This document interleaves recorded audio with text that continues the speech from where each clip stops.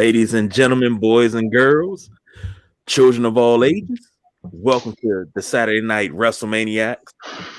Let me do this the correct way.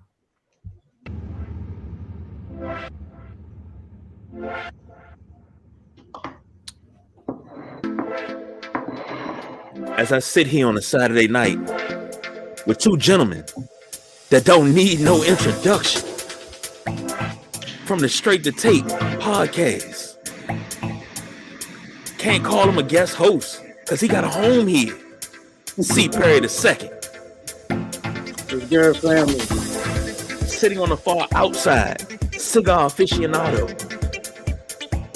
beautiful whiskey drinker, the one, the only, Nubian Sumo. Of course, you got me, the big guy KG. And on special assignment tonight, we got the People's Choice, Don Rodriguez. Ladies and gentlemen, we are your Saturday Night Wrestlemaniacs. What's happening, gentlemen? How we doing tonight? Very good, very good, sir. As far as that introduction is concerned, very much appreciated. Yeah. I mean, that was nice. Hey, TT. I give it a 4.5 out of 5. I was trying to get it right, but I got it. But give me another week. I'll have it right. I'll have all my words right. But I was trying to get it right. Now, James, you've been tasked with going through the segments this week. So in order is in the show notes. So when you ready, just let me know. All right. Well, first of all, I want to give my. Whoa. What's up, man? What's up? What you drinking? I was about to give my own shout out to you, sir, but you go ahead. I mean, I appreciate it. You could do it afterwards, but I gotta know what you're drinking on first, bro. You know me, it's Saturday night, bro. Okay. Yeah, it's Saturday night. You know what we do. So first of all, the Nubian Sumo is being powered by the Oliva Monticello. Nice.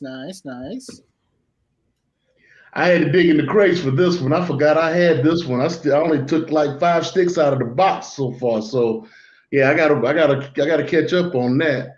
And then I pulled out the Pure Kentucky. Good choice. What's the proof? Which is let's see. This is a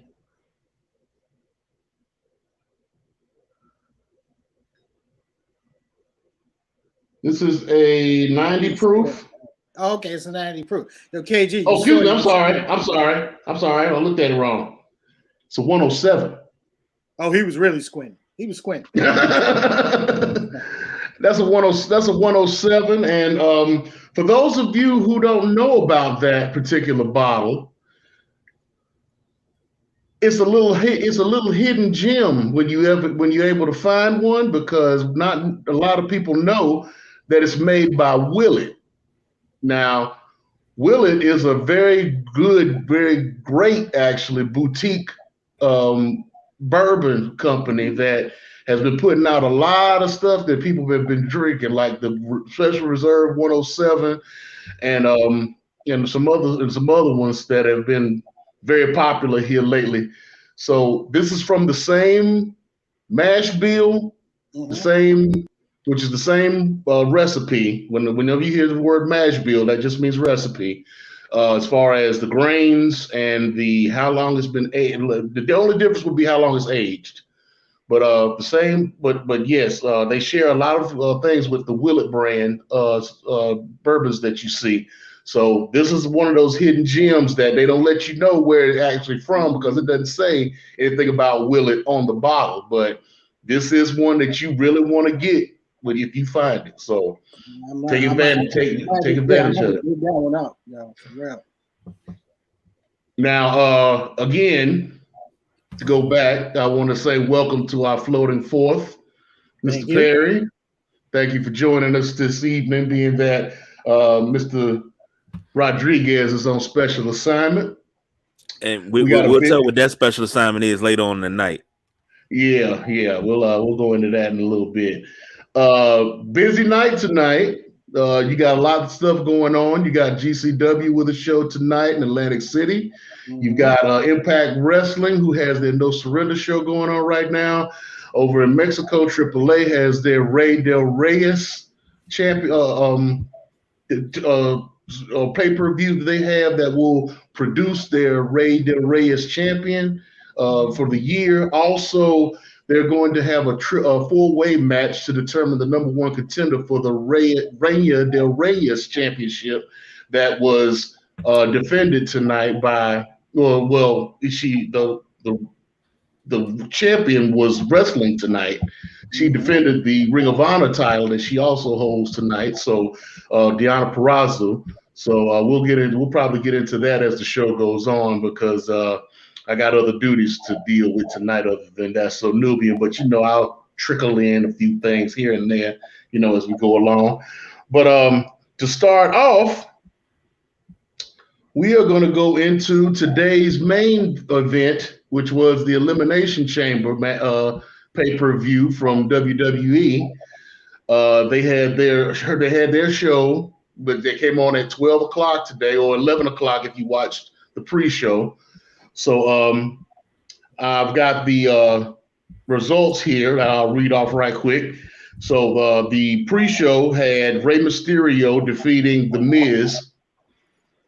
You had the opening match being for the Universal Championship, Roman Reigns defeating Goldberg in a very interesting ending, in my opinion.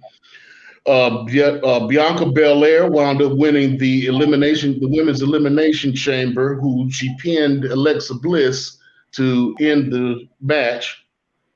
Naomi and Ronda Rousey, who they slipped in a stipulation on Monday night, saying that she had to wrestle with one hand tied behind her back, Miss Rousey. So they wound up winning against Charlotte Flair and Sonya Deville. You had Drew McIntyre, who wound up getting the Duke over Madcap Moss. Becky Lynch wound up defeating Lita to defend her Raw Women's Championship. And Brock Lesnar wound up winning the men's Elimination Chamber, winning the WWE Championship, and possibly setting up the title versus title match at WrestleMania against Roman Reigns. Now, gentlemen, I'm not sure if either one of you watched the show this afternoon. There was some little things that went on during this pay-per-view that were very interesting. So I just wanted to get your opinions on what happened and what went on this afternoon with the WWE. Well, you know how I feel about these blood money shows. Okay, I don't watch them. If it's going to be in Saudi Arabia, my eyes are not going to be on it. I'm sorry. I'm going to keep up with the results, and especially with this one to keep up with the results because you have WrestleMania around the corner, and I knew there'd be some WrestleMania implications coming from the show. I mean, of course, with the obvious one, being with two obvious ones actually. One, the setup for Bianca Belair, challenging Becky Lynch for the Raw Women's Championship. Okay, and then of course the what's been rumored and kicked around since the beginning of this year. Brock Lesnar and Roman Reigns now being a title versus title match. But you know what's funny? And I gotta bring this up. Because as I was trolling, as I was going down Twitter, looking at the results, that Brock Lesnar did his thing, so to speak. What I mean by his thing is the 4 Black WWE champions in the history of WWE have lost their belts, all of them, to Brock Lesnar. Yeah, but this one was a little different this time. I mean, but title reigns ended because of Brock. Okay. Yeah, true. I mean, yeah, they did end to his hand. They did. Yeah, I mean, his very first title reign was when he beat The Rock. Okay.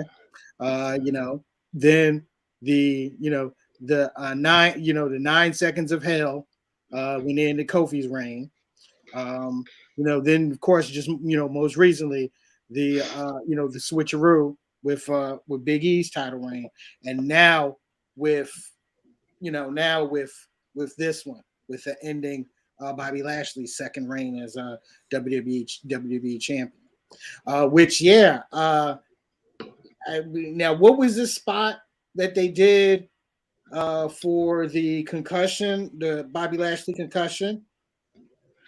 Okay, so you had a spot where someone got body slammed into Lashley's pod, mm-hmm. and Lashley wound up getting his head knocked back into one of the supporting beams, and they took him out of the match, saying that he was under concussion protocol. Mm-hmm. So he never really entered the chamber. He never got pinned, which begs the question: work or shoot? Well, I got an answer for you, actually.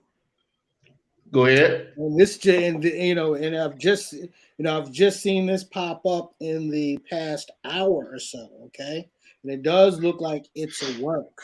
Okay, right, and which I was thinking. Yeah, Bobby Lashley has an injured shoulder, and he's had an injured shoulder since the Royal Rumble. And this was a way to write him out so that he can have the shoulder surgery. And he right now he's going to be out for at least 4 months. So I can see that. Yeah, pretty much. This was no point putting him in WrestleMania if he's going to be hurt.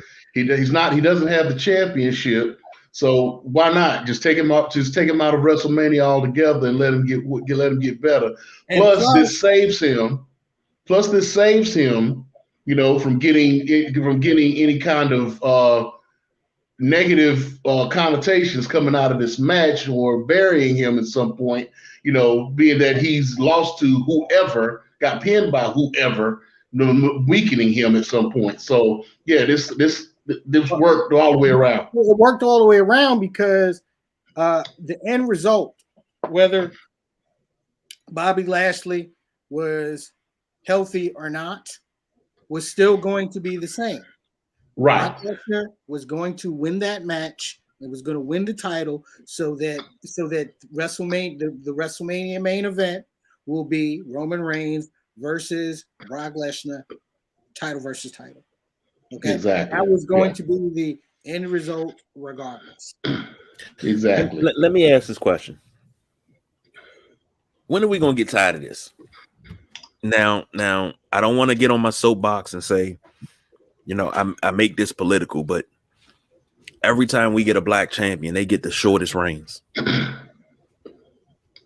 They don't get the push. When are we going to get tired of it? You acting like we not. That's the whole point. Right. I'm getting tired of it. I mean, KG, dude, all right? This is what this company has given us, okay? This is what this company has been giving us, all right? The only thing that I'll say that's good, okay, is that, to me, going into WrestleMania, I'm not excited. There's nothing that has me excited because of how things have been built. We come from a generation of long-term storytelling. When you get to this point of WrestleMania, and the closest thing that we've had to long-term storytelling is Roman versus Brock. That's the closest thing we've come to long-term storytelling. It's all about those two, okay? This whole WrestleMania is all about those two, right? Am I sick of it?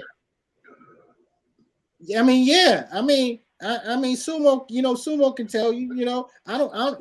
When that week comes up, I don't look at it as WrestleMania week. That's WrestleCon week, bro. Right. I'm paying attention to WrestleCon. I don't give a damn about what's going on in the E. All right. I mean, as to watch it to enjoy.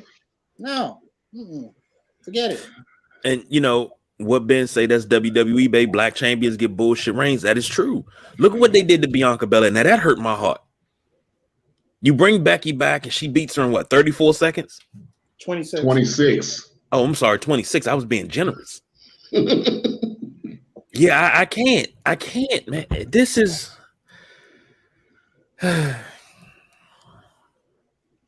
don't like it. For those who think, for those that think that loss at SummerSlams was to lead up to this point with her challenging Becky, at WrestleMania in the rematch, in a true rematch.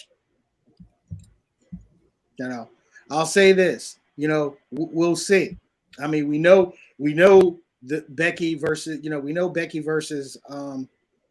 versus Bianca isn't going to be the match that's going to close night one. And they damn sure ain't going to be the match that's going to close night two. I don't know. They may put that as night one. No. Night one's already. Come on, dude. Night one's already sealed. Okay. The main event, night one's main event is Charlotte versus Ronda. Okay. Night true. two's Okay. Yeah. That's true. Roman versus true. Brock. Yeah. It's already done. Done deal. Yeah. Okay. I see that. Yeah, I see that. Hell, they may have both of those women matches on night one though. That could be a double main event. Yeah. And you know what? When the women main event WrestleMania, what happens? It's one of the best matches that you'll see. Yeah.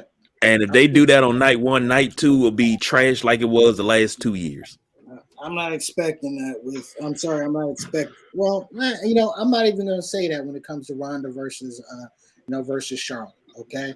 I mean, it probably will be a good match. Just not a match that has my interest, but I know what it is. It's them, that's going to be the main event. What was the rest of it? I mean, Newbie, you got a chance to watch the show, right? Yes, I did. Yeah. How, honestly, outside of those two storyline movers leading into WrestleMania, what did the rest of the show really look like?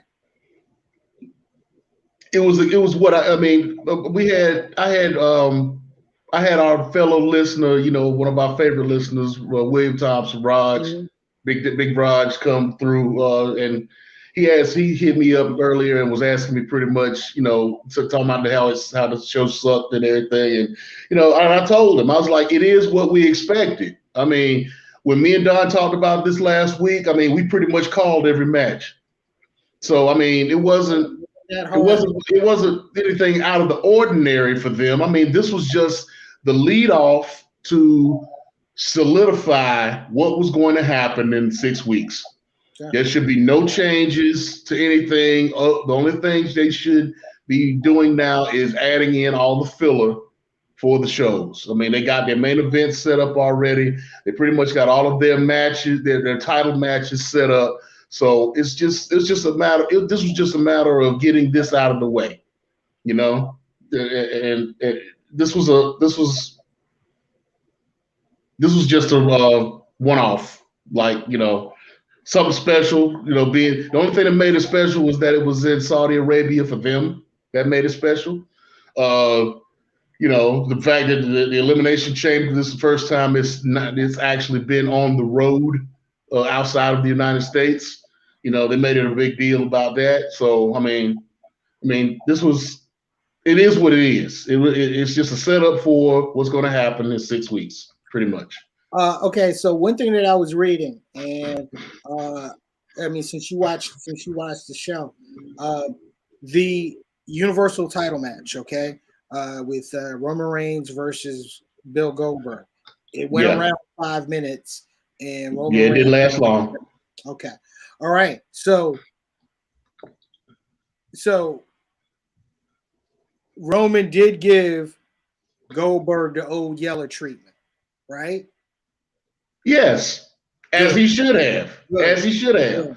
I mean, this is again. I was speaking to Raj about it, and he was like, so what are they going to do with Goldberg? I'm like, they're going to put him down. They're going to pretty much put him down.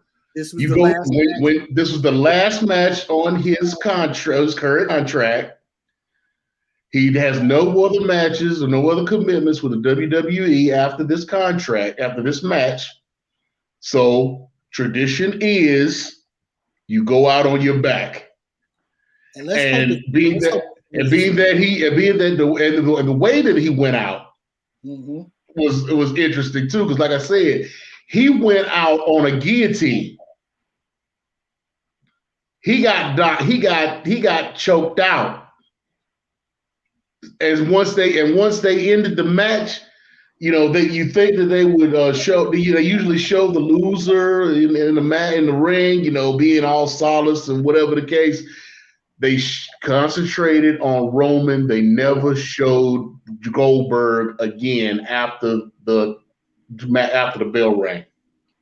Smart booking for a quote unquote legends last match on the contract. That's just smart booking, okay? Especially when you have him in the ring with with one half of the WrestleMania main event. Right. Yeah, I'll say this. That's just smart booking. And couldn't it happen to a better legend for him to get choked out? And hopefully, we won't see his ass on the screen again. But from your lips to God's ears, brother. You'll see. Because he's talking like the way he's been talking in his segments lately, in his promos. He might be up for at least one more match. Let's hope not. I mean, really. Let's hope not. I mean, damn it. It's not 2010 anymore. Okay. I mean, there's a difference when you have legends that might have been out of the ring 5, 10 years, and you bring them back for that legend spot. It is 2022. 2022. All right. Brock Lesnar said something real interesting this week on the Pat McAfee show. Okay. And for those of you who haven't seen that, you need to watch that. This is a Brock Lesnar that I have never seen before. Yeah, okay. Yeah. So you need to watch that. But go ahead, Peter. He was hilarious, but also at the same time he was honest. And he talked about, this young generation have to find a way to make money and put asses in seats. Okay. Right. I always found that curious coming from somebody that came out of college, went to OVW, was brought up from OVW with one of the greatest mouthpieces in the history of wrestling. The strap was put on him 5 months later. Okay, and he's been in the main event scene, ever since. Okay, you're talking about people learning to make money and put asses in seats, and you were a person that it was given to. Who the hell are you to say they got to learn and put asses in the seats? Okay, it's about opportunity and smart booking. And you, Brock Lesnar, was fortunate to have smart booking and opportunity. All right, go somewhere with that bullshit you was kicking earlier this week. Go somewhere with that fucking bullshit, bro. For real. And to answer the Midnight Rider Ben's question, the longest black championship reign, 427 days, and that's Jay Lethal in Ring of Honor. He has the first and the second longest reigns of a black champion in wrestling. Kofi Kingston has the longest in WWE with 180 days, which is number 3. Because The Rock held the title five or six times, but they weren't lengthy. Okay, right. But also at the same time, to The Rock's credit, they didn't have to be lengthy because by the time The Rock got to his second title reign, he didn't need the belt. Yeah. So who's number 2? You said Kofi was number 3. Who's number 2? Jay Lethal again. 280 days, Ring of Honor. Yeah, both of his title reigns were long. Yeah, both his title reigns were very long. Yeah. Ron Simmons is 150 days in WCW. Mm-hmm. Bobby, and that's number 5. Bobby Lashley's number 4, 175 in Impact. Booker T has 7 and 8, 126 World Heavyweight Championship, and also 120 respectively in WCW. Booker T's title reigns were like Jerry fucking Lawler's title reigns in Memphis. Okay, Jerry Lawler had like 20 damn title reigns, and he'd lose it at the Memphis at the Mid-South Coliseum on their Monday night show one week, and then the next week he's winning the belt back. That's what happens when you run the show. It's numbers, okay? It's pretty numbers. much, yeah. Pretty much. And Ben, you are absolutely right, Midnight Rider. It is sad. Because if you look at it, the longest title reigns in wrestling history, Bruno Sammartino, Hogan.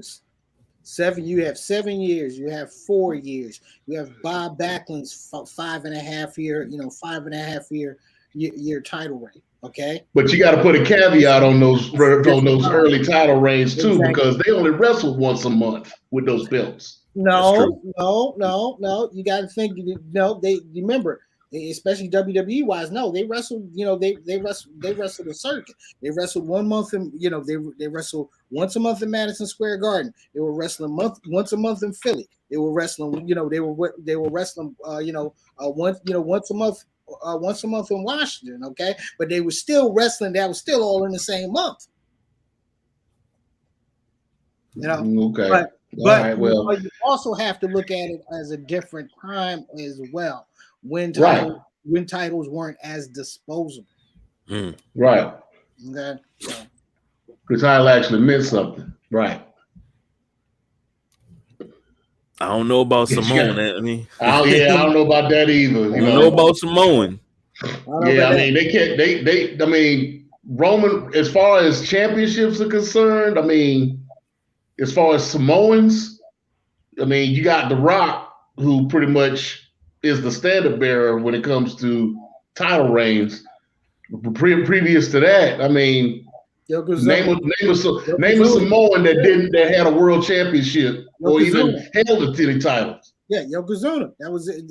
Yokozuna. That was it. Yeah. Right. And he wasn't built. He was, and his character was not Samoan. Nope. Right. He was what? Japanese? Yeah, he was Japanese. Sumo wrestler. Right. So unless you knew, you didn't know. Exactly. So yeah. Which is why I didn't include him. Which is why I said The Rock rather than Yokozuna, you still got to include him because that's what he is, even though he wasn't promoted as. Right. Okay. So notice I recognized The Rock as Samoan, and I didn't talk about him earlier. Notice I did that. But you can recognize it as both. That's the whole thing. Okay, it's not just one. I don't, but that's just me. It's not just one or the other. It can't. Guess what, guys? It can be both. And I'm not gonna have that. I don't give a fuck who you are. I'm not gonna have that argument with you. About the validity of The Rock being a black champion, especially if your ass isn't black. I've had that argument only one time on social media, and that was the last time I had that argument. Because if you're not black, you're not gonna tell me who the fuck is black. You got that? Sorry. We've had that discussion on this show, as you know, and you know how my feelings on that. So I'll digress on that for another for another show. Okay, so we pretty much broken down everything from that's relevant from the Elimination Chamber. So now we can move on to the next topic, which was Cody Rhodes. What's going to happen with Cody Rhodes now? Where we pretty much know what's going to happen. We a lot of people don't seem to know why. It's starting to come out in trickles. It's starting to trickle out what's been happening behind the scenes. So, fellas, what do you all know as far as what's going on with Cody right now? I mean, obviously his move is going to be to the WWE, which is what it should be. Okay. Now there was a rumor that he was in Saudi Arabia. Yeah, that rumor was actually killed about a couple hours ago. He was not in Saudi Arabia. I mean, the next serious rumor is that he's actually in Orlando right now at the Performance Center cutting vignettes. Okay, which him in Saudi Arabia wouldn't have made any sense anyway. Okay, if you're going to debut a major, this major talent, which he is major talent. I'm going to go into that further in a second as well. You're not going to do it on that show. You're not going to do it on that afternoon show. If anything, that's something that you would use to, I don't know, bring your ratings up on Monday night. Okay, that's where it would make more sense. I need to pause right now. I don't know if you saw this, Perry. What the hell? I'm looking at it right now. I don't know if you saw this, Perry.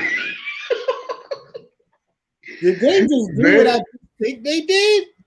There has been a major swerve. That is major. Whoa. First of all, caveat, spoiler alert. For anybody, spoiler alert for anybody that's watching this, going to want to watch this later.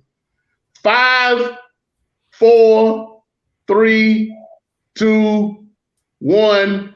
Mute your mic if you don't want to hear this. The Bullet Club has just swerved God and has brought in the Good Brothers back into the fold. Back to the fold, exactly. Jay White and Chris Bay were just in the middle of the ring, standing over Tonga, throwing up the 2 Sweet. With Chris Bay, Chris Bay, newest member of the Bullet Club, is down with the whole thing. This is wild. This is major. Wow. This is major. This is major. And the reason why this is so major is because there has been at least a 2-year beef between Tonga and Carl Anderson as far as who's Bullet Club, who's not Bullet Club, whole thing. Which has been beautifully played out in social media. Yes, beautifully played out in social media. And now they bring in God to Impact Wrestling with Jay White on this US of J tour.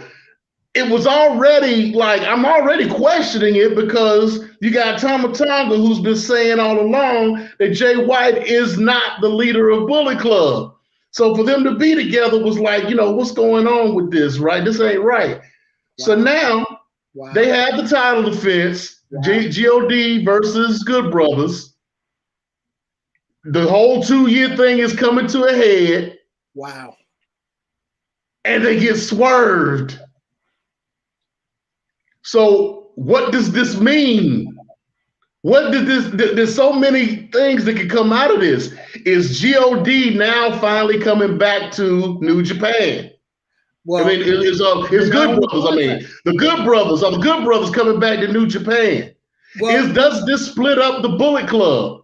Well, think about it. Okay, one, the Guerrillas of Destiny are not under contract with New Japan right now. They are free agents. Okay. Right. The Good Brothers can work New Japan. They've been working New Japan strong stateside. Right. It's under their cut. When they signed the Impact contract, they left it open to where they could work Japan. Right. So where also Jay White is working as well. Right.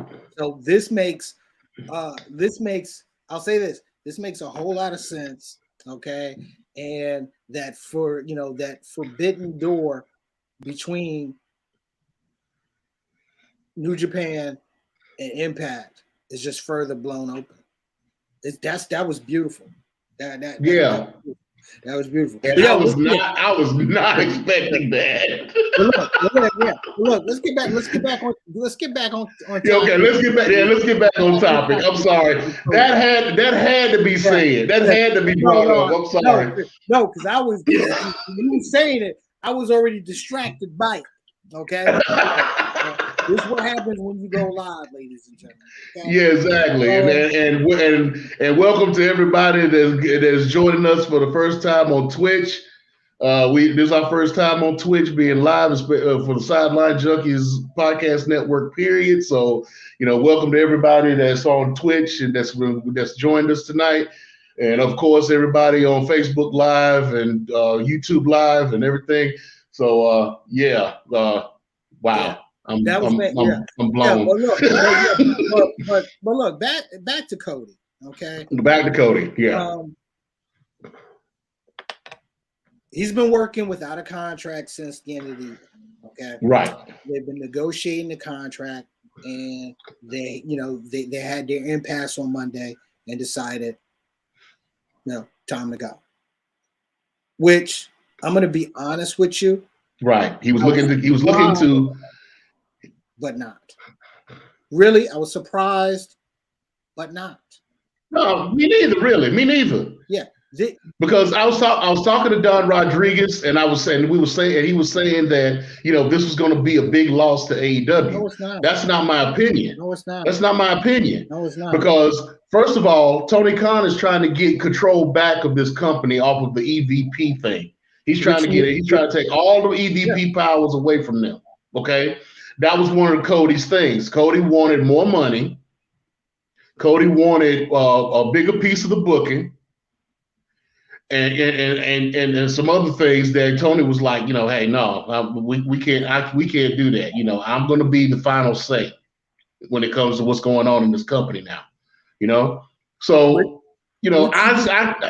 which he's been moving towards since 2020. Okay, exactly.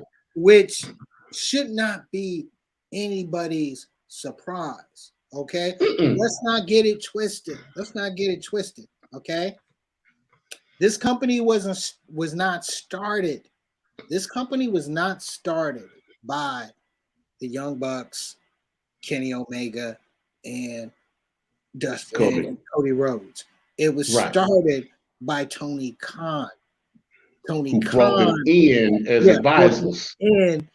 Brought them in not only as advisors, but as the first group of serious talent that he could bring in to help build a national company. Okay. Right. Yeah. Cody, here's the whole thing. Cody leaving, and if he's going, which we all think he's going to the WWE, is the best thing that can happen to wrestling, period. Reason being, it's still no longer about the WWE bubble. Okay. This 3 years of AEW has now given people another place to work that pays well. Okay. And you can go there, you can build your name, and then when you become a free agent, because think about it. Cody Rhodes is about to be the first big free agent that the WWE has signed in 4 years. In 4 years, okay? Why? Because there were no other big free agents. There were great talent that was working on the independents that got signed through NXT. That's what it was about, okay? AEW changed the dynamic back to where it was 25 years ago. Now you come over here, you build your name. If your contract's up, guess what? Guess what? Now you can talk to the WWE and get more money. Okay, let's not get it. Let's not get it twisted. People sit up here and think that the WWE was giving out $2 million, $3 million, $4 million contracts like 2 or 3 years ago. Guess what? Stupid, they weren't. The only reason why they started doing that is because AEW was in existence. Okay, that's the reason why Kevin Owens signed the big contract that he just signed. That's the reason why Sami Zayn signed the big contract that he just signed. That's the reason why when Cody signs with the WWE, he gonna get paid. He gonna get paid. Nobody doing that 2 years ago. Plus, Cody had run his course. I mean, what else were you gonna do with Cody? He was out of the world title picture because of the stipulation in the match. 3-time TNA champion. So what? I mean, are you going to put the belt back on him? I mean, they want him to go. They want him to go heel. He's refusing to go heel, even though his wife was total heel. I mean, you got the crowd booing him. You know, nobody really wants him there. You know, he's. I mean, he was almost on Shane McMahon status at one point. You know, but yeah, I mean, he's run his course. Yeah. He's not going to be missed. I mean, we appreciate what you did for AEW to get AEW started, but thank you and good luck on your future endeavors, bro. Yeah. Let me ask you gentlemen a question. And this is the first thing I thought about when they said, oh, Cody to WWE. This is my reaction. This is my first thing. Mm-hmm. If you remember back in the day during the Monday Night Wars, rumor had it that Vince sent Vince Russo to WCW to destroy WCW from the inside. Mm-hmm. You think this could be that type of thing where Cody comes to WWE? Let me tell you something. That was a stupid ass rumor then. Okay, it was a stupid ass rumor then, and this is a stupid ass rumor now. Okay, Cody Rhodes is a major get in WWE. Look, I'll say this. I don't give WWE the benefit of the doubt for nothing, okay? I don't live in that bubble. I'm never going to give them the benefit of the doubt. But I know one thing. They're smart enough. If they're going to sign Cody Rhodes, you put Cody Rhodes in the main event. You make him a star because he is the biggest free agent that you've been able to get your hands on in 3 years. Because the last time you had some big free agent, some big true free agents that were out there, they left and signed with a new company called AEW. And put him back in the Stardust gimmick. No. That's why he left. You bring up what they're going to do. If they were smart, they put him on Monday night. Okay? They put him on Monday night. He would still be the American Nightmare. All right.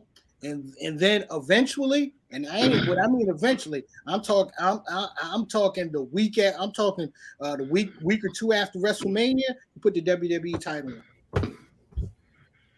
You do that. But here's my thing. Here's my question. Okay. Do you think this was long-term booking on Cody's part? Yeah, of course it was. Because think about it. Think about it. You know. He takes himself out of the title picture, so he's not really dealing with the world championship, you know. He concentrates on TNT, on the TNT belt, because that's the television championship, you know, build up his name, build up his brand, right? All of a sudden, WWE acquiesces and gives him the rights to his name back. They were not going to give him the rights to his name. But all of a sudden, they worked something out. When does WWE do that? I mean, they didn't do it with the Dudleys. Well, think about it. You also got to think about this as well, okay? They didn't do that with the Dudleys because they had all of the power, okay? The rise of AEW makes you think a little bit different on how you handle talent, because the way you handle talent is the way talent is going to look at things in the future. When things like this, like when it comes to contract negotiations, when you're trying to come into the company now, come up. Kenny, did you see the interview with Kenny Omega today?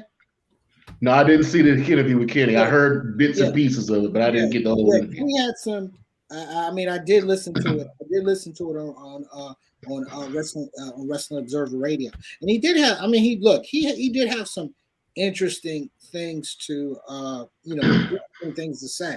Okay, one thing that caught me was him saying, "Look, me and the Bucks never came into this treating this as we're going to war with WWE. We wanted to help create a platform, a platform that was on that level, so people can work and make a living." Okay, a lot of the back and forth, that was a lot of Cody. Okay, because he was like, look, I'm doing this over here, the Bucks are doing this over here, and Cody's doing whatever he's doing in the Codyverse. Okay, which if you look over the past, the first 3 years of AEW, yeah, that is how it was. Okay, that's definitely how it was. He had glowing things to say about Cody. He also said, if Cody, if Cody was not happy here, the best thing for him to do was to pursue somewhere where he would be happy. Okay. Now, you have Cody Rhodes here since 2016, building his name and his character to the point of where it's at. Okay. And if he can cash out with a big deal with WWE, and it's handled right, this is perfect. This is perfect for wrestling. This is what wrestling is. Okay. And there's nowhere else he could go. He's already done New Japan. He's not going to go to Impact. No. He's not going to go to back to Ring of Honor. The only place he could have gone. Look. Can't even get a contract in Ring of Honor. It's good. It's going to be a per appearance work there. So no, this is what you do. If you can get $3 to $5 million out of Vince, out of WWE, you do it. Okay, he was not going to get the CM Punk money. Okay, that wasn't going to happen, and nor should it. And nor should it. The AEW has grown, okay, and if he wasn't happy there, this was be honest with you, for him and his character and the whole line, the best next move is to make this move to the WWE. More power to him. And remember where you heard this first, okay? Cody is going to go in to WWE. He's going to follow the Dwayne Johnson blueprint, and he'll be Hollywood within the next 3 years. Yeah. Okay. Let me say that. Let me say this. That blueprint that was laid out, the most successful person to go Hollywood from WWE is Dwayne "The Rock" Johnson. After him, you had John Cena, who's next, pretty successful. Okay, I'll give you John Cena. Then you had The Miz. I don't know. Don't count The Miz. That was backwards. Miz came from Hollywood to WWE. Right. That is true. That is true. Right. Okay. Hollywood to WWE. That is true. And in fact, I would say Dave Bautista before I say John Cena. Okay. I forgot all about Bautista. That Marvel money is real long.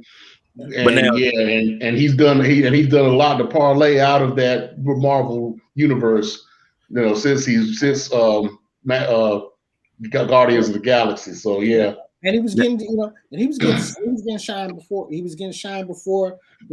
before the Marvel really kicked kicked off. Okay, but yeah, with Cody, I can definitely see see that being next for Cody.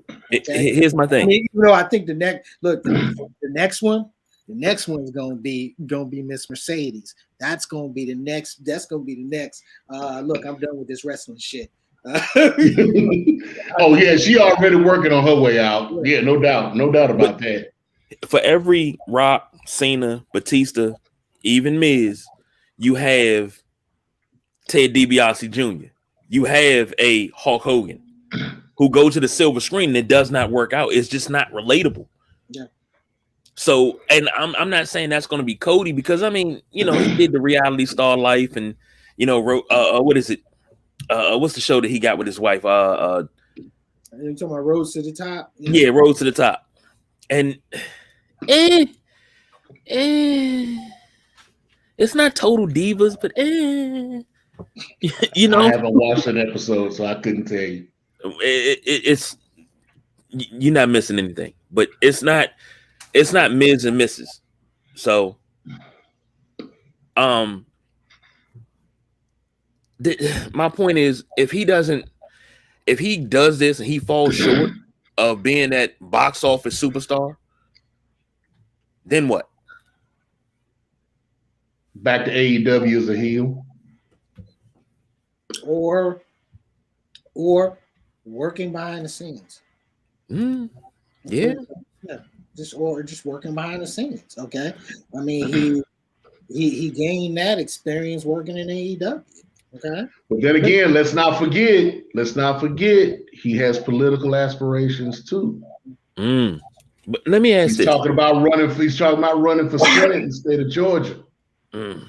Let me ask this because I don't know for sure, and who else to ask this question to than my wrestling Obi-Wan Kenobi? Was Dusty ever a heel? Dusty started as a heel. He started as a heel. When he was in the Texas Outlaws with Dick Murdoch, he was a heel. Yeah. Never knew that. I've always known Dusty as a face. He's the common man. I mean, he's every man. Yeah, but he started his career as a heel when he made his mark and became a face. He stayed a face. He never switched back. Right. Once he got to Florida. Yep. Once he got to Florida under Eddie Graham, that's when he started to get his popularity. People started to like him, and that's when he turned face, and he pretty much never turned back after that.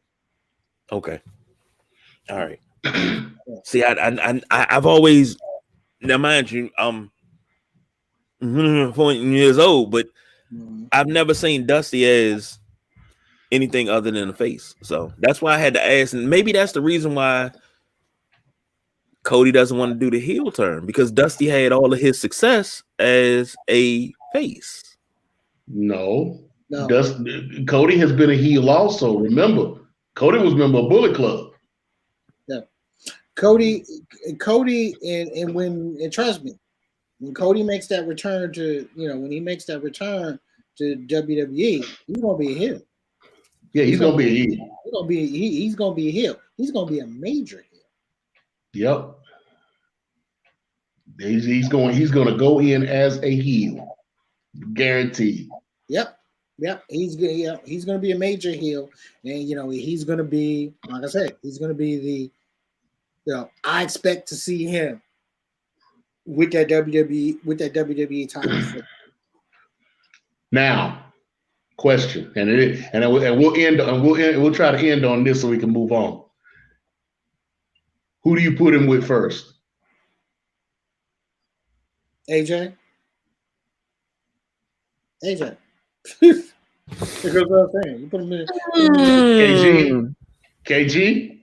Who do you put Cody with first? You mean just in a when you say put him with, you mean just when he goes in, what's the first storyline that he starts? Who's Who's the first person he jumps when he comes in?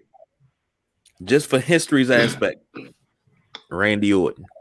I mean, but you said Raw. Man, that's what I'm talking about. I'm saying Randy. I was gonna say Randy too. Now, yeah, for history's sake, I can see that. Okay. However, to me, Randy Orton versus Cody Rhodes does not make any sense unless Randy Orton has the belt. Because it would be absolutely perfect. It would be absolutely perfect for him to take the belt from Randy Orton. Okay, give me a little leeway here. Give me a little leeway. Mm-hmm. Now, for those of you that don't know, they were a part of the legacy together, which should have been a brilliant stable. It should have been a brilliant stable, just wasn't given enough time. Could have beefed with Evolution at the time. It was so much that could have went on with that stable, but they just didn't do it right. You have him come back and you put him in a program with Randy. And, you know, you got 2 second and third generation stars going at it. And it's like, but it brings out the echoes of a Ted DiBiase Jr. You bring out the cowboy Bob Orton, you know, and then you get real personal with it. I mean, it's that's so much you can do. Right. So There's much so much you can do. There's so much you can do between him and Randy. Now, I can see as far as work rate and just a great match putting him against AJ Styles. I do see that. But to your point, AJ wouldn't have the belt either. So I see more potential of a great storyline and a way to reestablish Cody within the WWE with Randy, especially after he breaks off with Riddle. You know, so because right now Randy is a face right now, so I can see that being a great matchup for them and a great way to bring Cody back into the WWE and reestablish himself. No doubt. Now you do have the Bullet Club situation with Cody and AJ. You do have that. I mean, I can see some great matches coming out of that, but it's just so much potential between him and Randy, though. Yeah, history's on their side, baby. And I mean, that'd be a great way to go out to the top. You kind of this will be. I hate to say it this way because I don't think Randy Orton is anywhere near finish his career. But you kind of build Randy up for one good title run, but actually give him the title run and let him go with it. Let him run with it. Don't give him, 2 weeks, a month. Give Randy at least 6 months with the belt. This could work right here. This could work right there. This could work. Yes. Give me about 20 minutes and I can write 6 months worth of work. All right, so we gonna find out at some point what happens with Cody.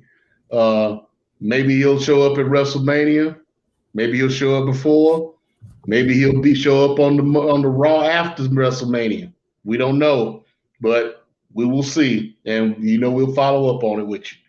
So now going on to the next topic, something that pretty much everybody knew was going to happen.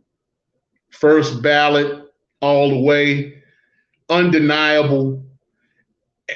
I've been hearing a lot of people saying with situations like this, no other person is more deserving or more qualified this is just an automatic. It's just bound to happen. Nobody fits the bill more than the Hall of Fame inducting The Undertaker into the Hall of Fame. Now, granted, Well, of course it's going to happen. They're going to be in Dallas. Why not? No. They could have had this damn Hall of Fame on the moon. It wouldn't have mattered where it was. First ballot, first time, first chance they got, they putting The Undertaker in the Hall of Fame. And it's well deserved. KG, cook on it, man. If you thought that after this illustrious career, just WWE wise, we're not even talking as a whole, going from The Undertaker to the Phenom to the American Badass to Big Evil, back to the Undertaker, just this is the only cat I know that would take months away, evolve the character, and come back with new moves. The Hell's Gate submission, the MMA style. He came back and gave the first powerbomb of his career with the Last Ride. Icon could work a crowd over without having the belt. All he needed was the mic and an opponent. I mean, a lot of people, we talk about Attitude Era a lot here with the Wrestlemaniacs. And, that's my favorite era. During the Attitude Era, I don't think anybody popped harder than myself when Undertaker would leave and come back. The corporate ministry, that whole stable of dark forces. Oh my goodness, man. I really, at that point in time, I'm 17, 18 years old. I thought the Undertaker worshiped the devil. I said, there's no way in hell this dude is like running all of this stuff. And of course, you have the iconic moments, the Hell in a Cell match. Even when the streak ended, you have so many different moments during history. What are we talking about? 32 years? He came in 90, wasn't it? It was 90, wasn't it? He came into WWE. So. Came into WWE in 90 and took that character. Only person that could hold the character that long and a persona was Dustin Rhodes as Goldust. Nobody else has held a persona that long and been that successful. So this is a no-brainer. And, it's bittersweet. It's sweet because the Undertaker going to the Hall of Fame, but it's bitter because my childhood is over. And I didn't want to say it earlier, but I'll say it now. 40 years old, and my childhood is over. I've watched this man wrestle maybe since I was 7, 8 years old. NWA, and then coming over to WWF/WWE. I've watched him most of my life. And to know that he's hanging them up, yeah, a little bittersweet. A little bittersweet. You do realize that your childhood was over a long time ago, but that's just me being an asshole. No.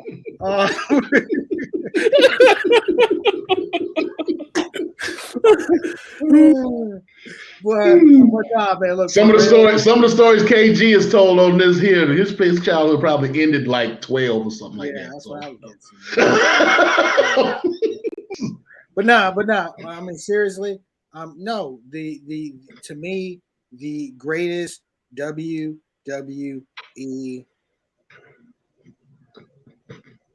character of all time is Undertaker.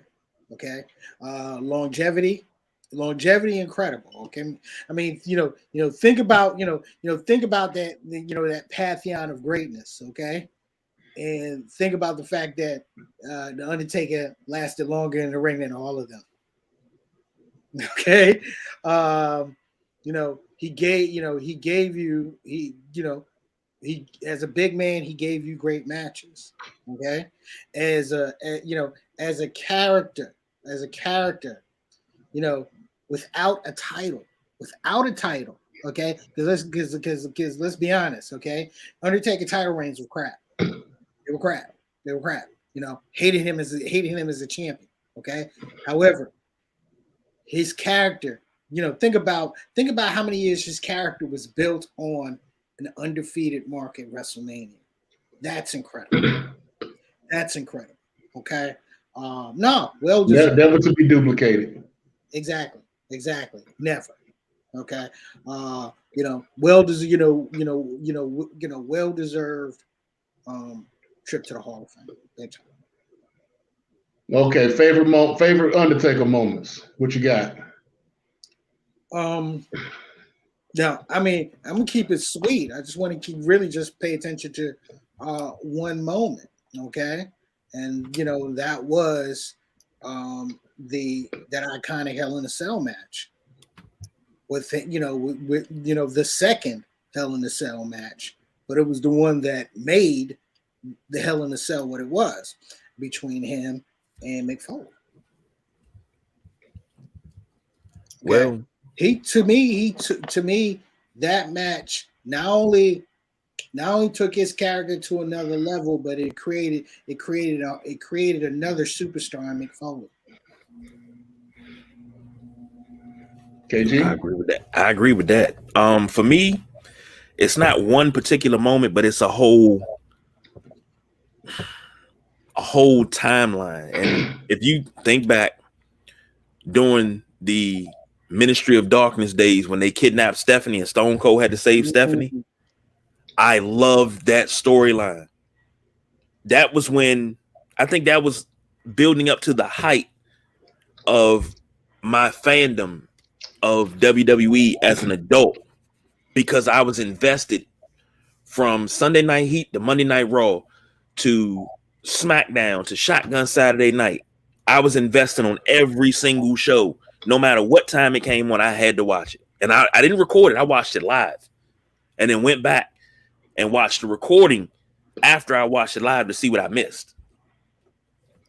That's my favorite Undertaker moment, because just how he, with a storyline, he could hold you in the palm of his hand. I loved it. Absolutely.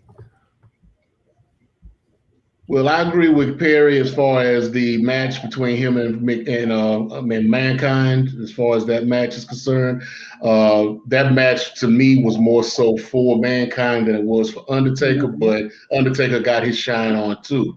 Now, my number one moment for the Undertaker would be his return to the ring against Kane, after Kane had burned him alive or buried him alive. He comes out. He's in the coffin. The coffin is on fire and everything. And I buried you alive. It can't be you. It can't be you. I buried you. You're done. You're dead. And he comes out as the return of the Undertaker. He wasn't the American Badass anymore. You still saw little remnants of the American Badass, but it was the Undertaker returning. So the return of the dead man. So yeah, that was my moment. That was my moment with the Undertaker. But yeah, let me ask you gentlemen a question. What will we have to do now? You remember specialty matches for the Undertaker was always buried alive. Kane's specialty match was Inferno match. What will we have to do in 2022 to get a buried alive match or an Inferno match yet again? Or we past those days of those great gimmick matches? Watch the old ones on WWE on Peacock. Yeah. Because the last character that could have pulled off matches like that was Bray Wyatt. Yeah. As the Fiend,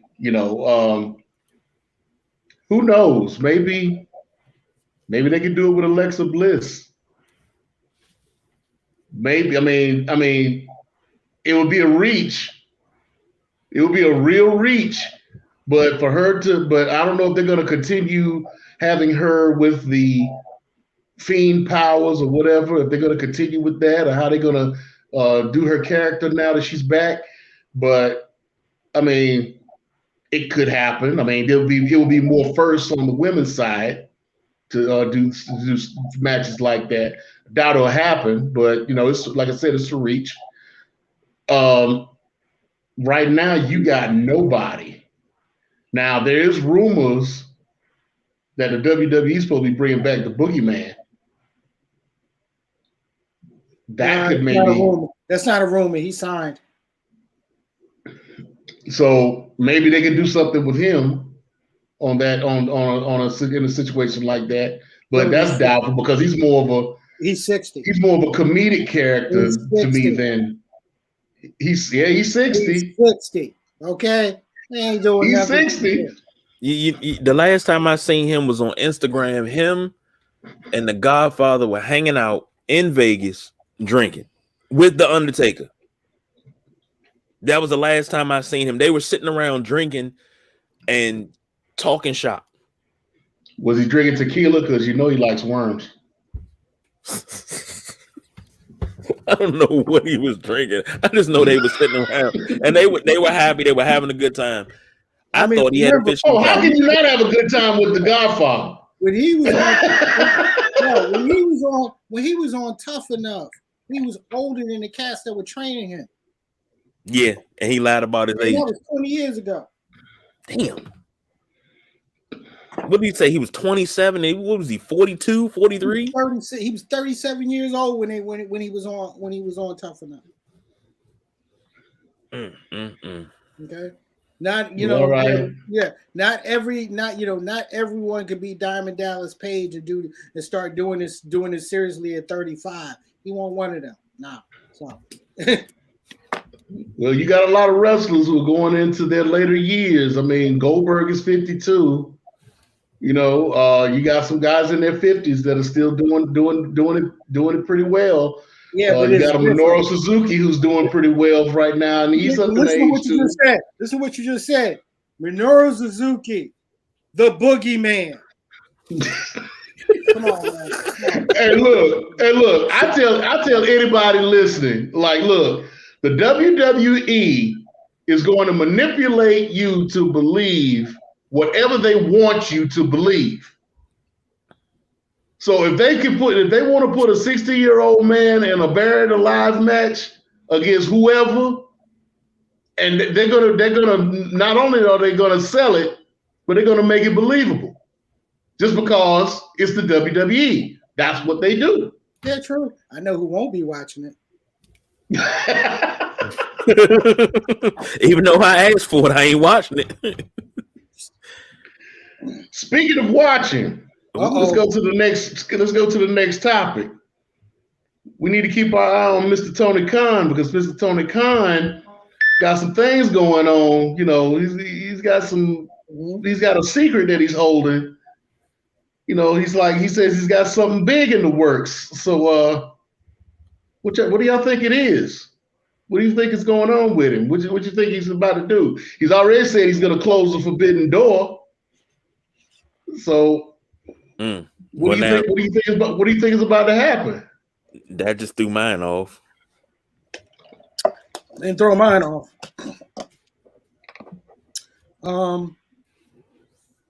It's not in ring. It's not in ring related. Okay. I think this is going to be streaming service related. Okay, whether it's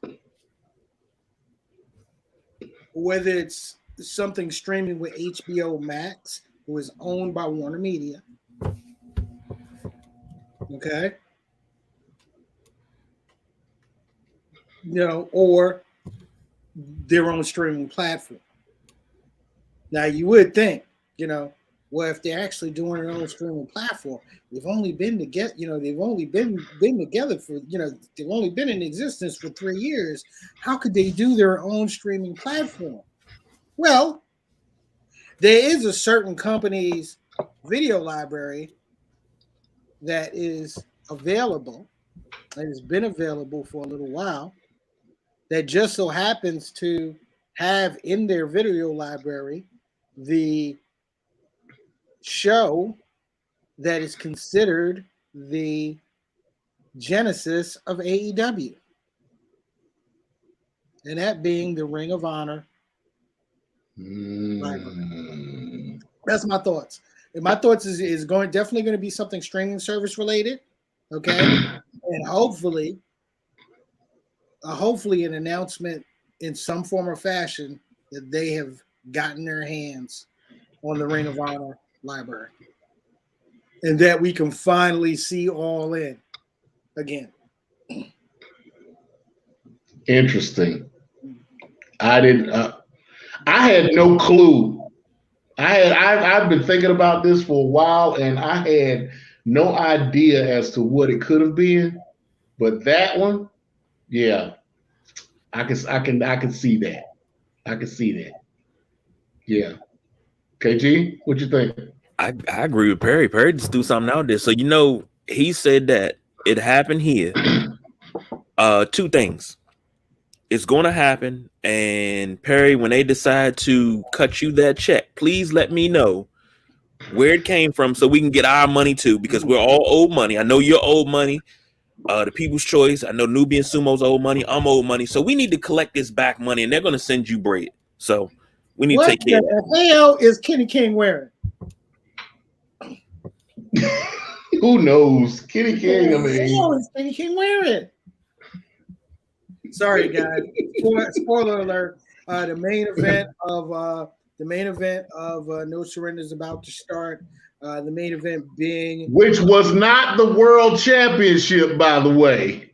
Which it should not have been, though. Which it should not have been. This should be the main event because this has been the main storyline of this show for the past 2 months, which is the Honor No More group versus Team Impact. And if Honor No More wins this match, they will stick around Impact. And there has been a change in the lineup. Now, originally, it was supposed to be Rhino, Eddie Edwards, Rich Swann, Chris Sabin, and Josh Alexander. If you follow the show, you've seen that Josh Alexander has he's out of his contract and he has lost his visa, his work visa. So he's back in Canada right now. And they replaced him with Steve Macklin. Now, I'm on the show and I'm not listening to what's going on. But Eddie Edwards is not in this match. They have replaced Eddie Edwards with the choice that I thought they were going to go with originally, with Willie Mack. So that match is about to start right now. We'll see where that goes, but I'm kind of wondering what happened with Eddie Edwards. Did he get caught up with the COVID protocol, or what's going on? I don't know, but I'll follow up on that on my next That's So Nubian. Whenever that happens. So I'll follow up on that whenever that happens. So, all right. So we've talked about Tony Khan, but now we're going to see. Sorry, Team Impact. You know what Team Impact look like? The losers. Oh, yeah. No doubt. I mean, there'll be no reason for this match if they didn't lose. I mean, come on. They got till 8. They got a whole nother month or more to be in here, so at least. So we'll see what happens. And then, like you said, who knows what's about to happen with Ring of Honor, which is another thing that I'll be keeping up with everybody. Wrestling, per appearance deals. That's what's about to happen with Ring of Honor. I mean, one thing a lot of people don't already know: PCO has already signed a contract with Impact. Okay, right? He's already there. And I'll expect the same out of everyone else. That they are already under contract. So right. But I did hear a rumor about someone that was backstage, and we'll see. I'm going to see if that person is going to show up during the main event. Yeah, I'm more interested in where the Briscoes will finally land, because right now they're wrestling in GCW right now against the SATs, which that was a good match. I watched that. Oh, this already happened. Okay.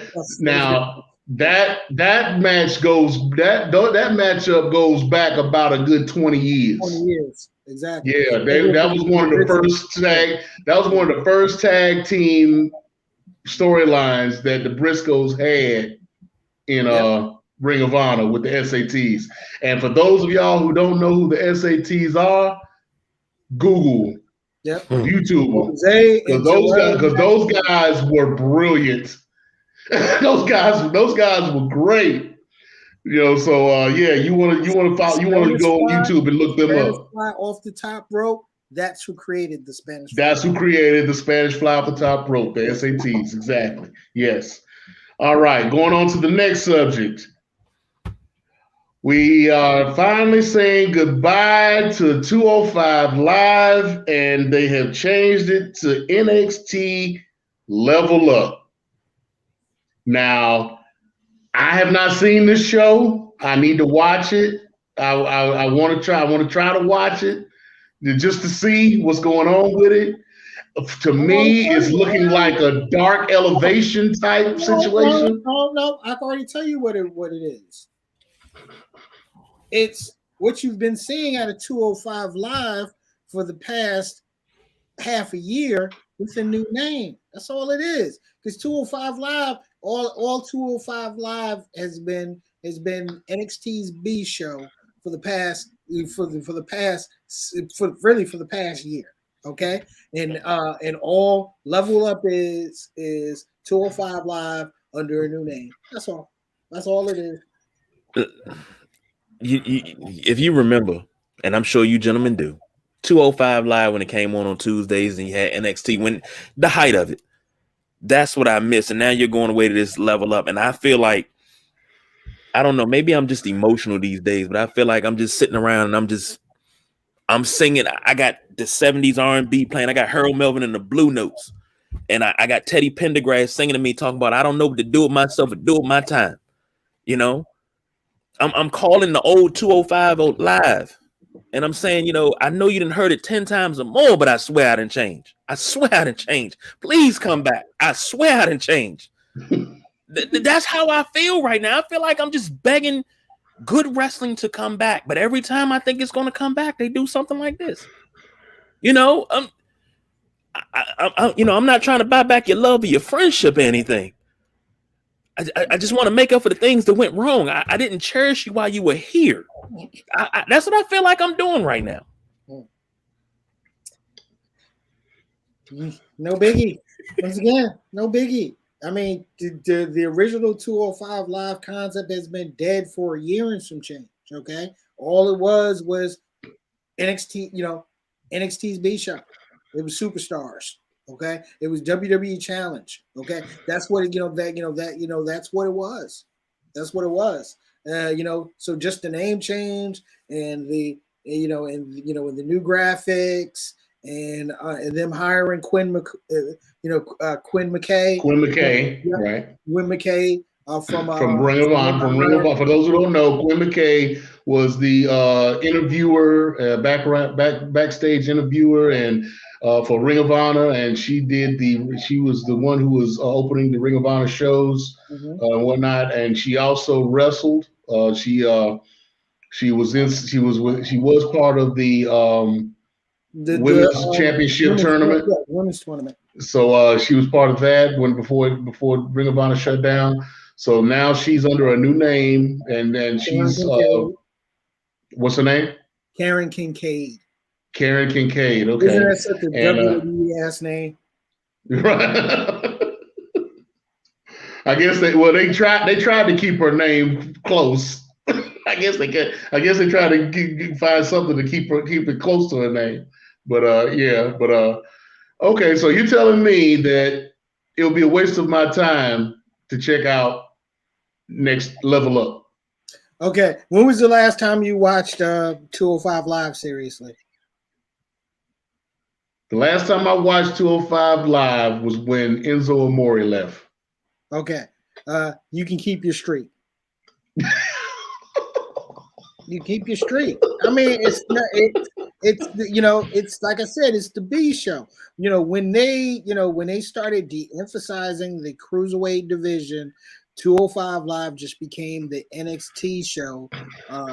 Just became the B show.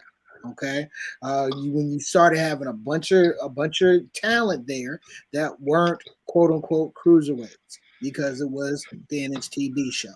That's all Level Up is the B. Is the B show. Okay. I'll say this: I will look at the spoilers just to see if there is someone interesting. From the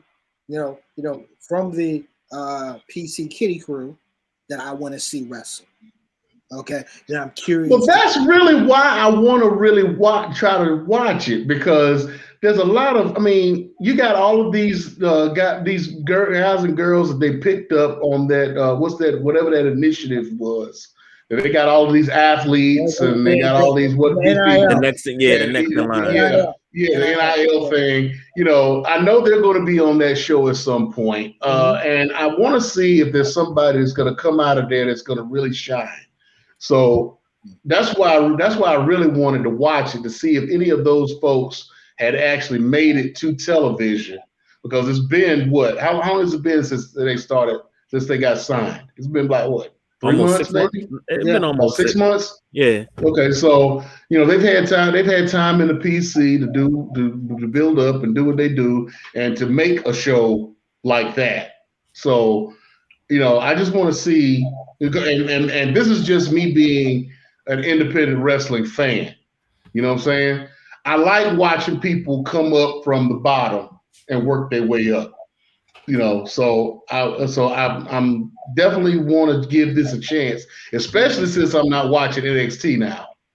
So I need something to fill that void. So I'll still give it a shot. See what it. I'll give it a few. Just like I did. Just like I said when NXT switched. I said I give it a shot. I give them just enough rope to hang themselves with. And that's what I want to try to do with Level Up. It didn't take long at all. As soon as they changed Walter's name, I was done. Exactly. As soon as they changed Walter's name, I was done. Yeah. I was like, no. Thank you. No, I'd rather, with me, it's been more like I'd rather fill the void with watching MLW and But see, here's the thing, though. I have lost interest in MLW. And listen, and you notice, I have not talked about MLW in a very long time. Interesting, dude. So you're telling me that you have missed the new Jacob Fatu vignettes? Yes, let me break this down to you, okay? Let's put it this way. I lost interest in MLW when they went to Mexico. Now, those Mexico shows. But I tried to watch them, and they got all those AAA guys in there, and they're not really using them properly. I'd rather watch a AAA than watch MLW use AAA talent. To do this, go back to last week, the first one, the first fusion of the year, where they're showing the Dallas shows.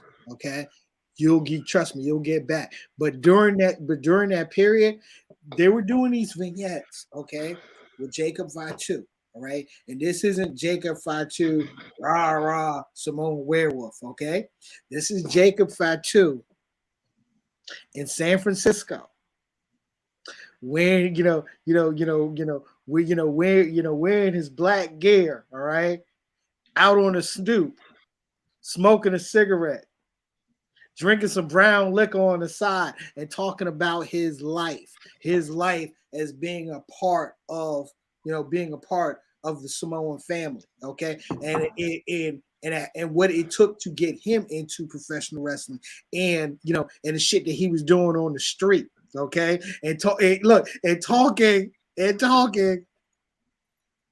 with his California accent. I'm telling you. Okay, I'm sold. Okay, I'm sold. Go I'm back sold. and I'm watch sold. Joe. Okay. Go All back right. and watch Joe. Okay. You sit on the stoop. Hella shit, blah blah blah. Curse, and bleeping out, not nary a word. Nary a word. Well, it's on YouTube, so why they ain't got to do all that. So yeah. Yo, it's you will absolutely love it. And if you go back and I won't spoil this for you, but if you go back and watch last week's episode, it's a major heel turn in MLW. Major heel turn. Okay, so so here's what I'm gonna do. Okay. I've been watching Peaky Blinders on Netflix, and I'm up to like episode 2 of the 5th season, and I know the final season, episode 6, is coming out soon. So I'm gonna hold off, and I'm gonna go back and I'm gonna check out MLW. Okay, but back. But go back and go back to the MLW Azteca shows. All right, okay. Fast forward through them until you get to the Jacob Fatu stuff, and just watch the Jacob Fatu stuff so you can see exactly what I'm talking about. Go. Okay. All right then. All right, that's what's up. Yeah. See, this is why we keep Perry around. You know what I'm saying? Hey Don, your position is in jeopardy, brother. What? I'm just saying. Hold on. Your position is you can't be off the show too long, man. I understand you with I understand you with family and everything. You doing your thing and whatnot. A family comes first. But I'm gonna say this. You got a brother like Perry coming in. Before the floating fourth and whatnot. Hey, it could be a swerve coming. You better watch it. You better watch yourself. Look, Nubian. And we went through this whole show and we didn't even talk about, but you know something? No, let's save it. Let's save the talk about the historical thing that happened last Saturday in Kentucky.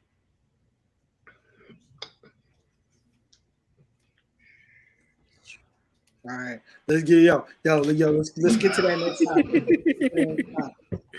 Next topic, everybody, ladies and gentlemen. Next topic. Next topic is going to be Stone Cold Steve Austin being tapped for WrestleMania. Who they gonna put him with? Right now, they're talking about Kevin Owens, which will be interesting. Especially with Stone Cold Steve Austin giving the blessing to Kevin for the stunner. That could be an interesting match. But then again, they already got a backup.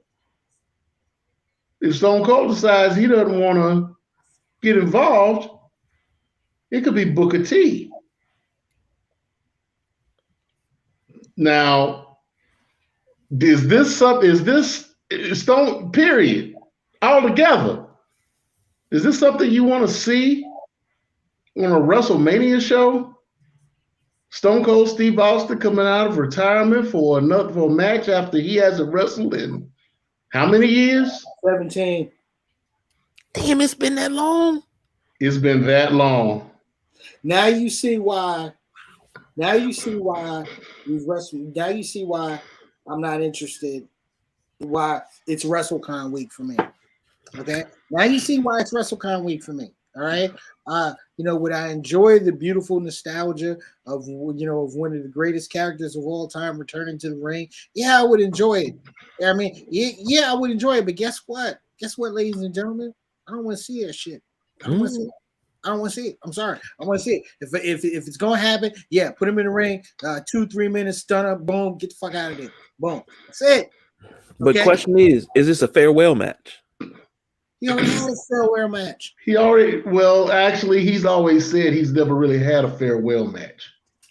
He said himself that he never had an actual farewell match.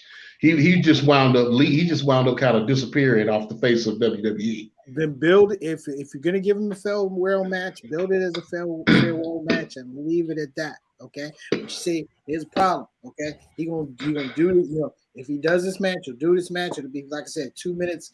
2 minutes. Stunner. Drink 6 beers. Get the hell out of here. Right. Here's what's gonna happen. The minute he does this, then we're looking at about April or May. Here come the fucking Saudis with their little blood money, and then he gonna take a blood money match. Man, get the fuck out of here. Fuck out of here. Wait. Two things. Go ahead. Two things. I love that commercial though. I love that commercial. How many times they done a farewell match in WWE and it turned out not to be a farewell match, and then 2-3 years later they come back? Number one.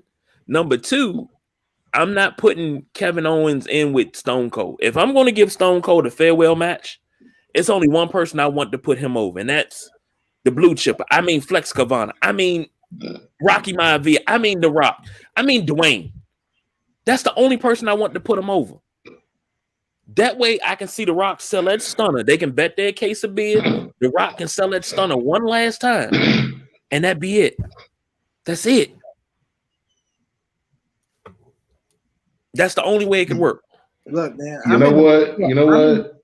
I'm in the minority because I don't even want to see Rocky come back to put his cousin over. Okay, Right. The bloom on that rose fell off for me a long time ago. It is not 99. So yeah, it is not 99. Okay, I'm so sick and damn tired of this nostalgia bullshit.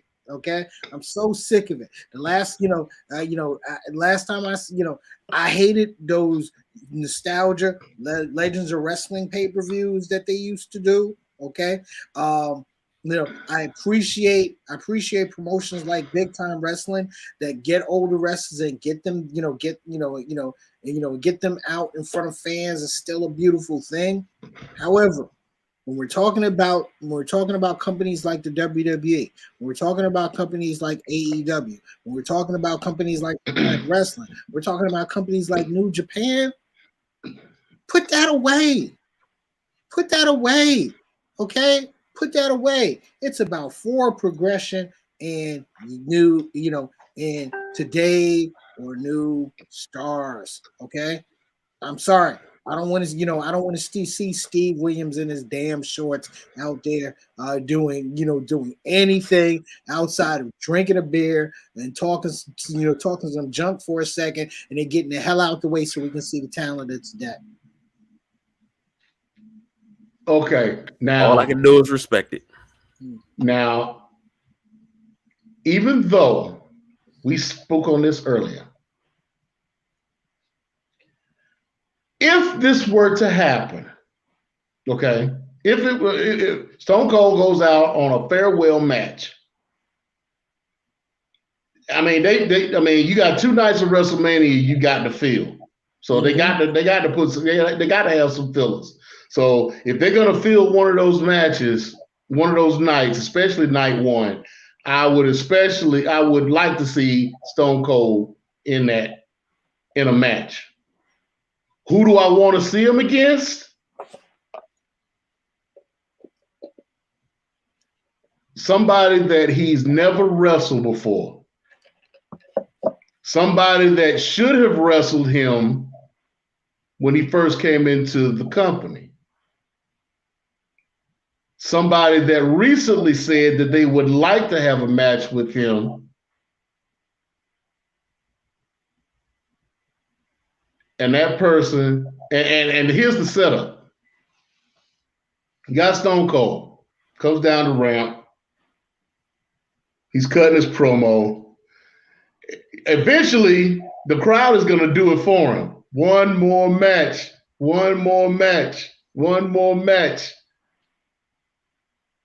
And then all of a sudden, you hear this music. Everybody's like, oh, shit. They go back.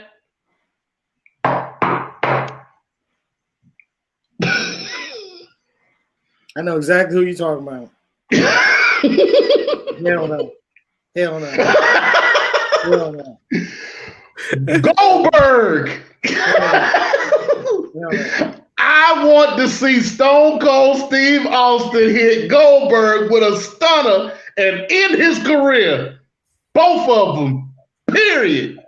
Done. It's not going out like that. Goldberg's not going. Goldberg already went out on his back, so I mean, geez. He went out on his back, but then he did go out on his back, right? But give him one more match, WrestleMania, send them both out together, both Hall of Famers. No, you know what? Dude, it's like watching Sugar Ray Leonard and Tommy Hearns at 60. That almost happened not too long ago. I want to see that. But it almost happened not too long ago. I know, but guess what? Guess who wouldn't have been watching it? Me. I want to see that. I want to see that. Oh my God! I just want to see Goldberg take a stunner. That's a train wreck. Yeah, but I mean, hey, look. I don't want to see that. 5 minutes. No, 5 minutes.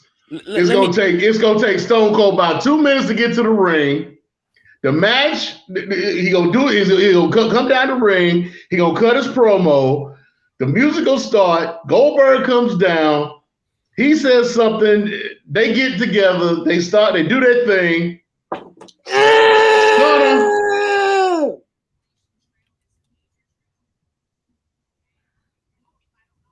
And a deafening silence has fell over the crowd. We called this. No wonder.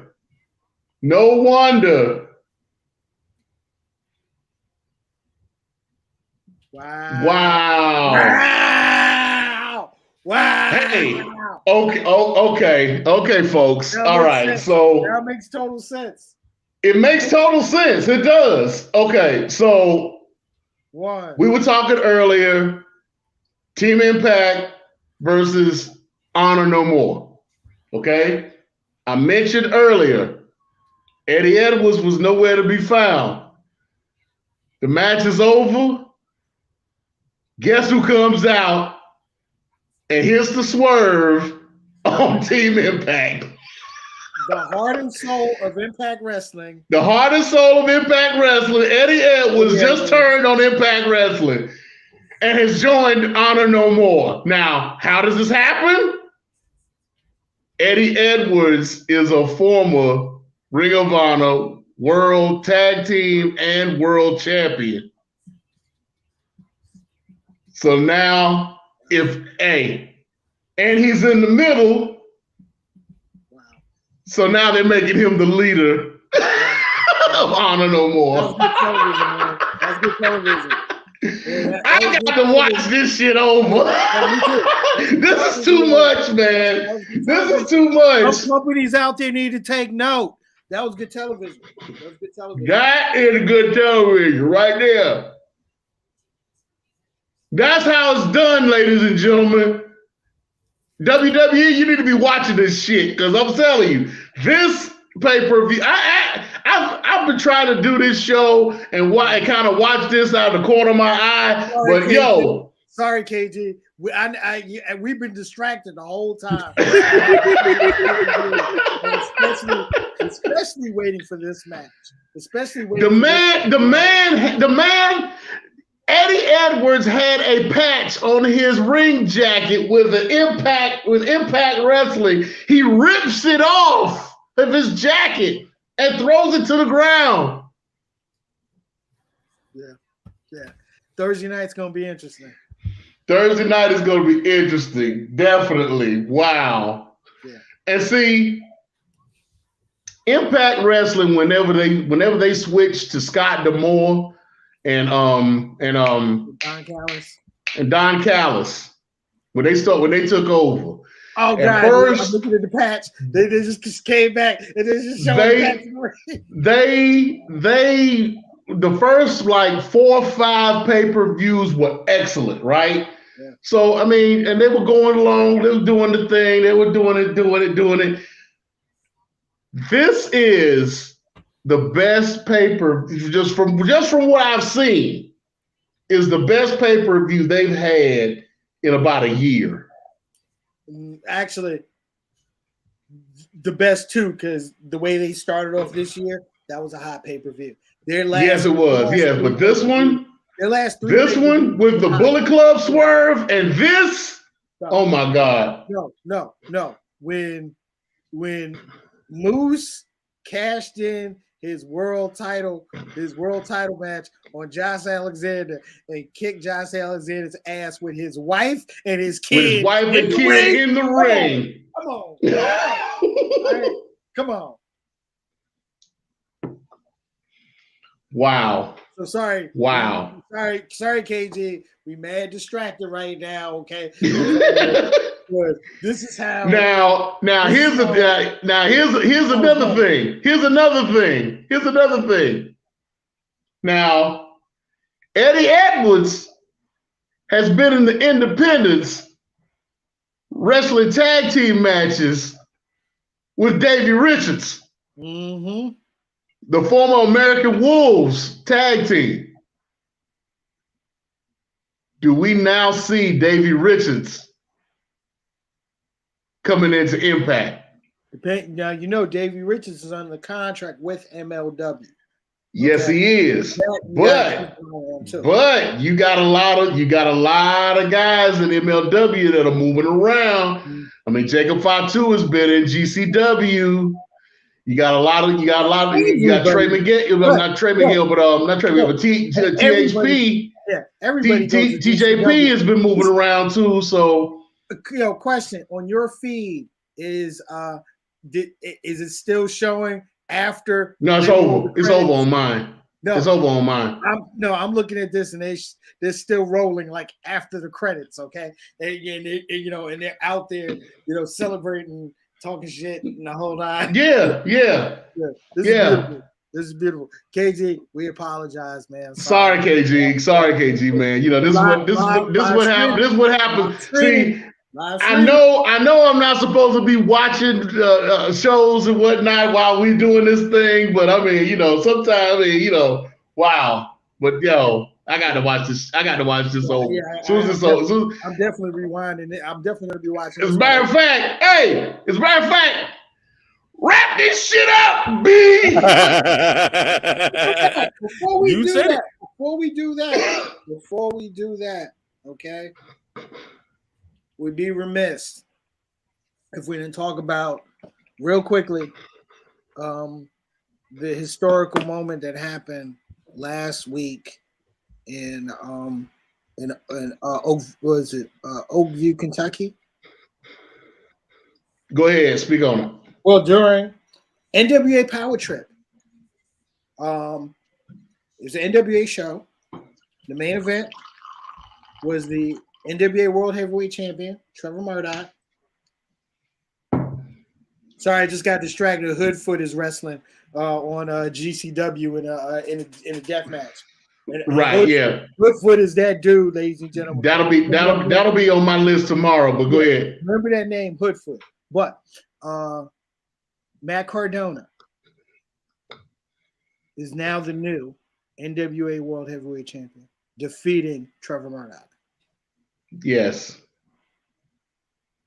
and he defended his digital media championship on this Impact show against Jordan Grace. Sorry, KG. The fact that Matt Cardona, and I love, the fact that Matt Cardona looks at his time in WWE as him in developmentals because of what he has been able to do. What he has been able to do since leaving, winning the GCW World Title. Okay. Yeah. Wrestling on AEW, wrestling on Impact, wrestling in the MWA, and now becoming the NWA World Heavyweight Champion, dude. Right. Did you see the Wrestling Observer Awards? Somewhat, yeah. I was catching bits and pieces. Feud of the year was Matt Cardona versus GCW. I can see that. Okay, I can see that. Shout out, look, man. Shout out to Matt Cardona. Just once again, just once again, proving it's not just about the bubble. Okay, wrestling as a whole, the industry of professional wrestling as a whole is the healthiest that we've seen it in a long time. Okay, Definitely. So look, ladies and gentlemen, when you get a chance to support wrestling, when you get a chance to support shows like the Saturday Night Wrestlemaniacs, make sure that you do. Okay, we're gonna have fun. We're gonna talk junkie. You're gonna learn something. Okay, you're gonna learn. You're gonna learn something. I mean, some stuff we turn you on to. Okay, so that's just my 2 cents, guys. Now I will be I have not been able to see the Power Trip pay-per-view yet. I have not seen it. I want to see it, and I'm looking for it, and I haven't found it yet. I know it's on Fight TV, but I'm not on Fight TV, so I'm trying to find it. Now I also there is a show next week, the Terminus 2. The second show for Terminus with Jonathan Gresham's promotion is going to be next weekend, next Saturday. The former Isaiah Swerve Scott, Shane Strickland, who's going by Swerve now, will be wrestling your boy KG, Leo Rush, on that show. Why you gotta be my boy? He's your boy. He's DMV. He's your boy. Claim your boy. Nah, bro. He kind of messed me up a whole lot. He from around Riverdale. I ain't from around there. How do you use legitimate and beautiful wrestling moves while hitting somebody with lighting tubes? Hoodfoot is the Hoodfoot. Guys, if you've never heard about this cat, you're gonna hear about it here first. Hoodfoot is next. He is next level, especially as it relates to this deathmatch game. Right. Perry turned me on to Hoodfoot. There's a lot of black independent wrestlers that have been blowing up Hoodfoot on Twitter. On these spaces. Conversations and just posts and whatnot talking about Hoodfoot, and I wound up watching a few matches of his, and yes, he's okay. So I don't know if y'all, for those of you that watch MLW, imagine Calvin Tankman as a deathmatch wrestler. With the same moveset. Same moveset, same bodies type, same the whole shit. I mean, the man is great. I mean, when I watched the first match with Hoodfoot, I was amazed. I was like, I see what Perry sees in this dude, So, but so if you get to watch this GCW event or any GCW event, especially during WrestleCon, because that's when they blow up, because they're gonna have wrestling matches, wrestling cards during the whole week of WrestleMania week or WrestleCon week. So you got, as I was saying last week, you got the Effie's fight card. Effie's Big Gay Brunch. Effie Big Gay Brunch. The Joey Janela Spring Break. You got Josh Barnett. Bloodsport. There's going to be a For the Culture. The For the Culture shows, which are all black cards. So yeah, so if the GCW during WrestleCon is something to watch, definitely. So if you get access to that, and maybe, as we get closer to WrestleCon week, or what some people would consider WrestleMania week, KG will allow me to come back on and talk a bit and give you guys a breakdown of WrestleCon, so that can be, something that you guys can get turned on to, and allow. That's what I'm about to say. Allow. And look. Hey, the rule has always been, especially in black households, once you get past 3 visits, you ain't company no more. So you can come on here anytime you want to, as far as I'm concerned. Hey, you are always welcome here, bro. Always. You know what I'm saying? All you got to do is pop in, door unlocked. All you got to do is, hey, you got a key already. So as far as I'm concerned, you come in the house anytime you feel like. Go on in the refrigerator. Exactly. The whole thing. You got access to the refrigerator. Your bed's already made. You got a closet. You got a drawer. You good. You good. Look, we got you set up so well. We got a humidor with your favorite sticks in it. Nice. We got a refrigerator with your favorite wine in it, favorite whiskey in it too. You good. So yeah, but like I was saying, between Terminus coming up next week, and then there's I believe the NWA has another show coming up next month. It's a lot going on. You got the G1, not G1, but you got the New Japan Cup that's getting ready to start March 2nd. There's a lot of stuff going on. Before then, you got MLW's Fightland, which is going to be in Charlotte, with the main event of Alexander Hammerstone defending the MLW World Title against Davey Richards. Right. So yeah, it's a lot going on in the independent scene. I'll keep you up on everything as much as I can. Perry, you need to give a shout out. You need to push your product. So go ahead, give it to us. Well, look, ladies and gentlemen, you can definitely catch me. I am 1/4 of Podcasting's Fantastic Four. My show, Straight to Tape, which is on Tuesdays, 8 p.m. Eastern Standard Time. Facebook Live, on YouTube, as well as on Twitch. We'll be back. We'll actually be back on the air March the 1st. We got a real interesting lineup of guests for the month of March. So definitely come through. You can check us out on our social media platforms. You find us on Facebook Live. Find us on on Facebook, on Twitter, and on IG. Straight to Tape. Shouts out to my Straight to Tape compadres, the social media assassin Rob the Actual, the comedian Tico de Gallo, our permanent guest host Bishop Omega, and of course the quintessential hip hop. What? Wait.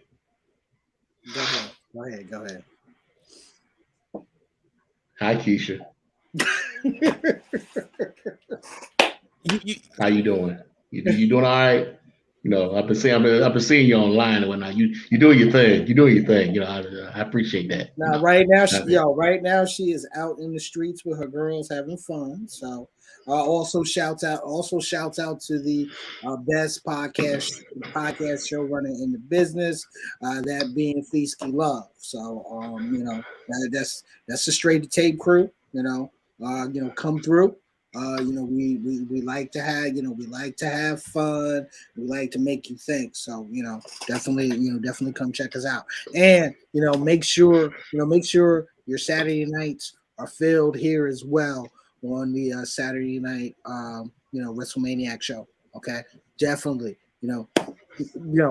Come on, man. Yo, black fandom in wrestling. I mean, you can't get any better than this, bro. And you know what, James, and of course, you can catch us now on Twitch. First, the mothership has invaded Twitch. We have found our landing spot on Twitch. So now thank everybody on Twitch that joined us tonight.